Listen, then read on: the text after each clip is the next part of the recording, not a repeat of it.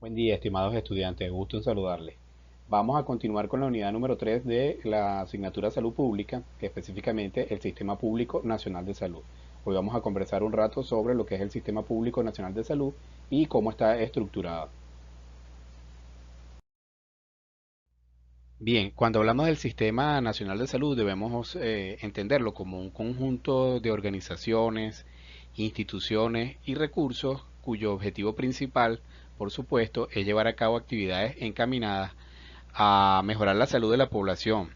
Algunas de las características del Sistema Nacional de Salud, del sistema de salud, es que debe ser universal para garantizar una cobertura a toda la población.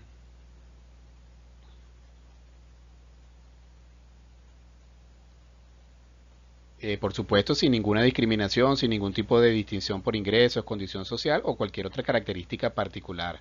Debe también propender hacia la equidad, buscar eliminar las desigualdades en el acceso a la atención médica, asegurando que todas las personas puedan tener las mismas oportunidades para recibir una atención de calidad. Además, debe ser solidario, de financiarse principalmente con fondos públicos, lo que significa que la población contribuye de acuerdo con su capacidad económica para recibir atención también, por supuesto, en función de sus necesidades. Esto es lo que es un poco la equidad también. Integral, brindando atención completa, tanto que abarque la promoción de la salud, la prevención de enfermedades, la atención médica especializada, la rehabilitación, pero también la atención de los problemas de salud particularmente. Participativo que involucre también a la comunidad en la toma de gestiones y como ya vimos en la clase anterior que está además que constituye uno de los elementos o de los principios rectores de la constitución vigente en Venezuela. Los sistemas nacionales de salud pueden variar, por supuesto, en su organización y funcionamiento según cada uno de los países en los que se encuentra, pero casi todos tienen como objetivo garantizar el acceso universal a la atención médica de calidad. Y fíjense entonces que se habla desde carácter de la atención médica, del carácter curativo para enfermedades infecciosas y no infecciosas fundamentalmente. Sin embargo, también se debe tratar de que sea integral, es decir, que provea prevención, promoción de la salud, prevención de las enfermedades, atención a las enfermedades específicamente o a los problemas de salud y por supuesto la rehabilitación. En Venezuela, el Sistema Público Nacional de Salud es el ente encargado de regir el sistema de salud, creado, por supuesto, a partir de la Constitución. Ya existía, solamente que se refunda a partir de 1999 con la Constitución vigente y tiene como objetivo garantizar el derecho a la salud de toda la población.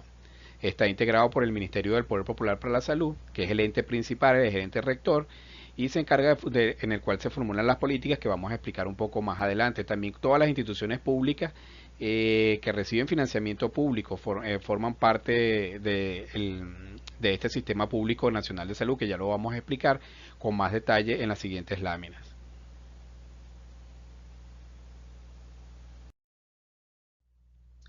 Antes de continuar, debemos por supuesto hablar de los modelos de atención. En Venezuela existen al menos tres modelos de atención. Un modelo de atención abierta que está atendido principalmente por el Ministerio del Poder Popular de la Salud, para la salud, perdón, de libre acceso y financiamiento público. Pero también hay un modelo de atención cerrada que es atendido por el Instituto Venezolano de los Seguros Sociales, que presta atención y servicios solamente a los afiliados y es financiado por las cotizaciones de los empleados y patronos. Aquí también pudiéramos incluir, por ejemplo, el IPASME o el IFA, que son instituciones cerradas que ofrecen servicios solamente a sus poblaciones específicas. En el caso del Instituto Venezolano de los Seguros Sociales, solamente se mantienen cerradas las prestaciones sociales, mientras que la atención a la salud puede tener, de hecho es de carácter universal, es abierto a todo el público, pero mantiene sí los servicios que tienen que ver con la previsión social de los trabajadores, se mantienen solamente para los cotizantes. Y por supuesto también existe un modelo de atención privada cerrado disponible solamente para aquellas personas que tienen capacidad de pagarla y en el cual muchos de los también algunas instituciones públicas mantienen a través de los seguros algún tipo de atención a través de este modelo financiado bien con fondos públicos y algo de participación de los empleados, pero fundamentalmente se caracteriza por ser un modelo de atención cerrado para las personas que pueden pagar ese tipo de servicios.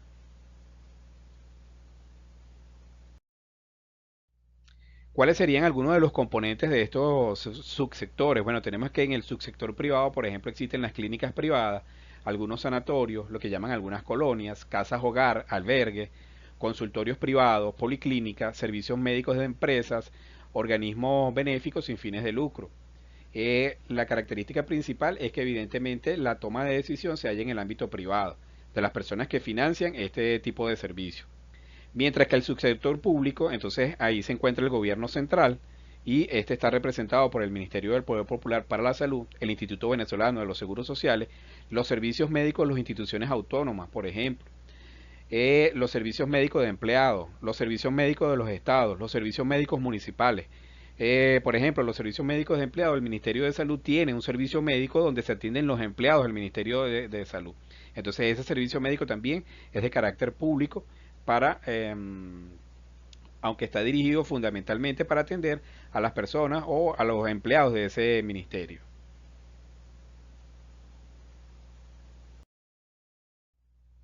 Entonces, en el subsector privado son instituciones que reciben financiamiento proveniente fundamentalmente de fuentes privadas, como ejemplo los seguros de hospitalización, cirugía y maternidad, que son prepagadas, y los pagos directos, es decir, las personas que pueden pagar los servicios, que tienen los suficientes recursos económicos para poder acceder a estos servicios y pagar el costo de los mismos. Evidentemente, la capacidad de decisión de estas instituciones depende de quien financia los servicios, es decir, está en el ámbito privado. Sin embargo, como el país también, por supuesto, tiene legislación, estos servicios podrán hacer lo que la legislación le permite hacer. Es decir, no significa que por ser entes privados o que cuyo poder de decisión se halla en el ámbito privado de las personas particulares, ellos puedan hacer lo que mejor les parezca, sino que tienen que cumplir con la ley. Es decir, pueden hacer dentro de la ley lo que la ley les permite hacer. Y ahí pueden tomar cualquiera de las aristas, pues, o cualquiera mm, de las actividades, perdón, cualquiera de las actividades que el Estado permite hacerle según la legislación. La capacidad de decisión es especialmente referente a servicios y prestación e inversión, y la responsabilidad de la organización es privada e independiente, por supuesto, ¿verdad? Ya que al ser privado, pues depende de los dueños o de los accionistas o de las personas que financian el servicio.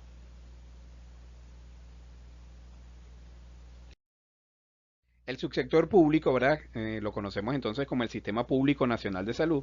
Es un complejo orgánico y funcional que integra en un mismo régimen o bajo una misma organización las instituciones, los órganos y los establecimientos que reciben financiamiento público. Suministran programas y servicios de salud y reciben financiamiento por parte del Estado.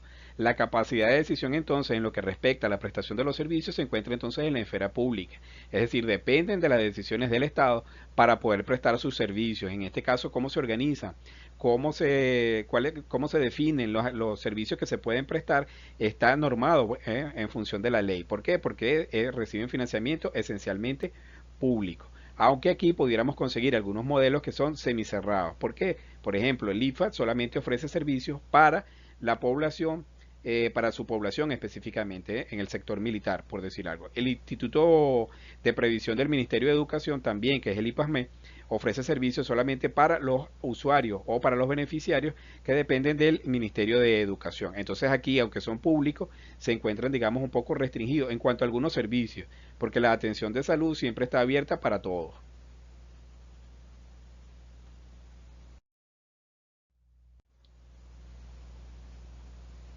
Bien, las características del Sistema Público Nacional de Salud es que es único, descentralizado, está organizado como un sistema intergubernamental, es decir, aquí deben participar tanto los estados, los municipios y el nivel local en la organización, estructura y la prestación de los servicios de salud. Debe ser participativo, digamos, estos son los principios rectores que se hallan en la Constitución y a través de los cuales se debe desarrollar este Sistema Público Nacional de Salud.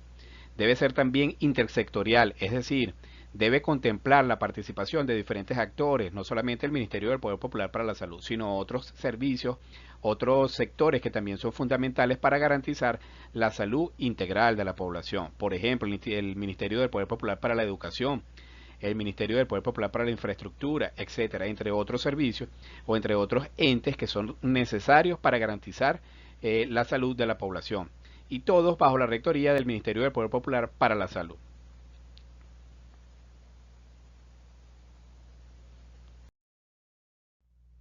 Los principios del Sistema Público Nacional de Salud que emanan de la Constitución vigente en Venezuela son la universalidad. Debe ser abierto para todas las personas, indistintamente de su condición social, de su religión o de sus creencias, tanto políticas como de cualquier tipo. Es decir, no debe haber discriminación en el acceso, ya sea que la persona tenga o no tenga recursos. Debe ser equitativo. También garantizar mayores servicios para quien más necesidades los tiene. Eso sin menoscabo, por supuesto, de la universalidad como un derecho fundamental. Además de eso, debe ser solidario.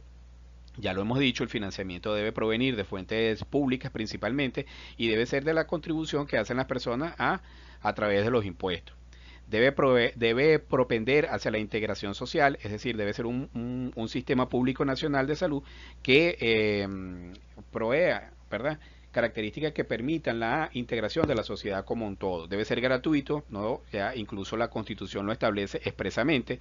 Debe propender también a la participación o garantizar la participación de la comunidad en la toma de decisiones. Debe, por supuesto, ofrecer calidad en la prestación de los servicios, tanto en los equipos, en la infraestructura, como también en la atención per se. Debe ser eficiente, debe ser eficaz, es decir, la eficiencia está en el uso de los recursos, en la manera como se utilizan los recursos, es decir, cómo se invierten esos recursos para obtener, en este caso, la salud de la población. Y la eficacia es que realmente se proceda, se adquiera, ¿verdad?, a través del Sistema Público Nacional de Salud, se garantice la salud de la población. Y además debe ser adecuado culturalmente. Ya esto lo hemos conversado en diferentes momentos de la asignatura. Debe incluso incorporar también prácticas ancestrales que estén en consonancia con las diferentes culturas que hacen vida en Venezuela.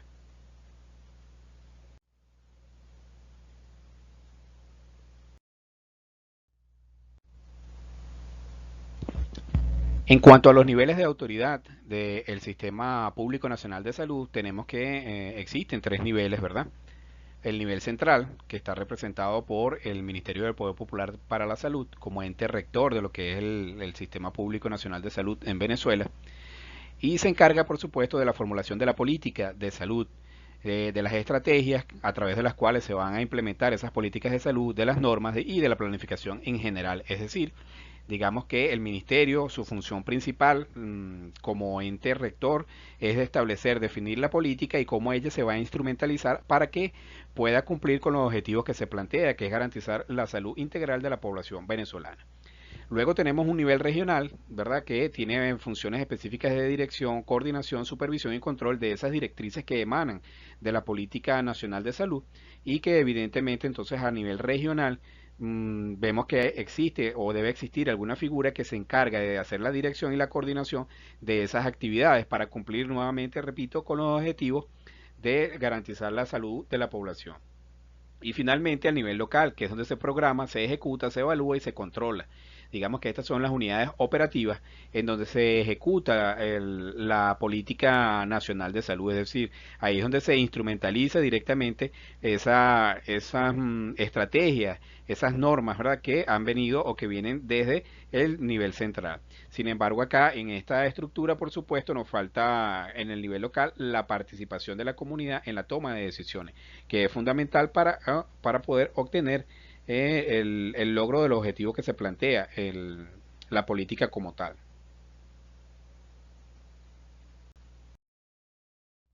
Fíjense, aquí les presento el organigrama funcional que tiene el Ministerio del Poder Popular para la Salud y que se encuentra en la página web del ministerio. Ustedes pueden entrar y pueden revisar tranquilamente ahí. Entonces, fíjense que está por supuesto, el despacho del ministro. Y después tenemos los despachos de los viceministerios, un viceministerio de salud integral, un viceministerio de redes de atención ambulatoria de salud, el despacho un viceministerio de hospitales, un viceministerio de redes de salud colectiva y un viceministerio de recursos, tecnología y regulación. Evidentemente cada uno tiene funciones particulares, pero como todas están estructuradas, digamos que este organigrama al final lo que nos da cuenta es de cómo se estructura el ministerio a nivel central, que es donde, repito, se definen las políticas, las estrategias y las normativas que van a emanar las líneas directrices a través de las cuales se va a ejecutar la política de salud en Venezuela. Ya para ir finalizando la clase, entonces hablamos un poco de la definición, que ya la hemos dicho, pero vamos a reiterarla aquí. El Sistema Público Nacional de Salud, entonces, es un sistema, es una estructura orgánica funcional que integra en un mismo régimen todas las instituciones y órganos y establecimientos públicos. Es decir, no solamente es el Ministerio del Poder Popular para la Salud, en este caso el Ministerio es el responsable, pero ahí también están integradas todas las instituciones que reciben financiamiento público, que llevan a cabo programas y servicios de salud, así como aquellos que reciben financiamiento por parte del Estado. Entonces, fíjense que, digamos que el Sistema Público Nacional de Salud, su característica particular es que reciben financiamiento público, fondos del Estado, y deben estar bajo la dirección del Ministerio del Poder Popular para la Salud, que es el encargado, es el responsable de la política de salud en Venezuela. Entonces, esa es, digamos, la definición o lo que la característica principal, perdón, del Sistema Público Nacional de Salud.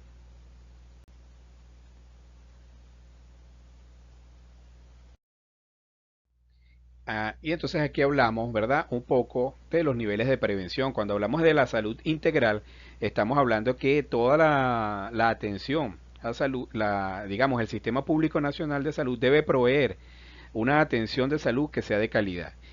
Para ello, ¿verdad? Y además que sea integral. Y para que sea integral debe, por supuesto, trabajar en estos cuatro ejes que están aquí.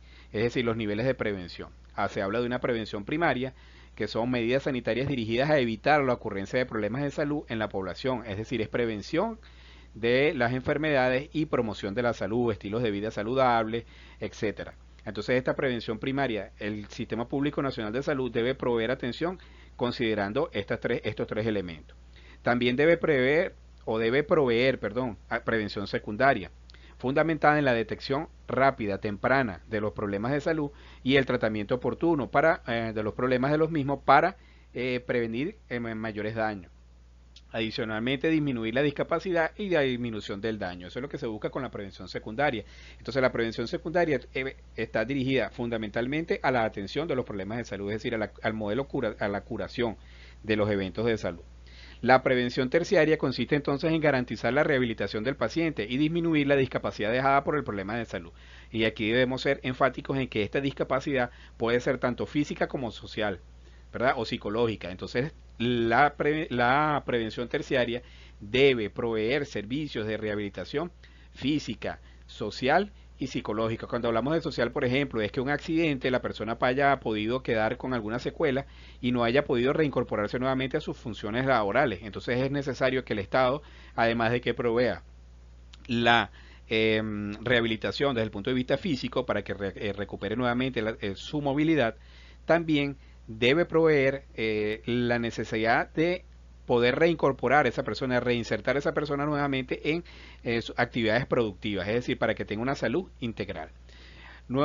Finalmente, también se ha hablado durante las últimas décadas de algo que se conoce como una prevención cuaternaria. Y el propósito de esta prevención cuaternaria es evitar posibles daños a la salud por parte del personal médico.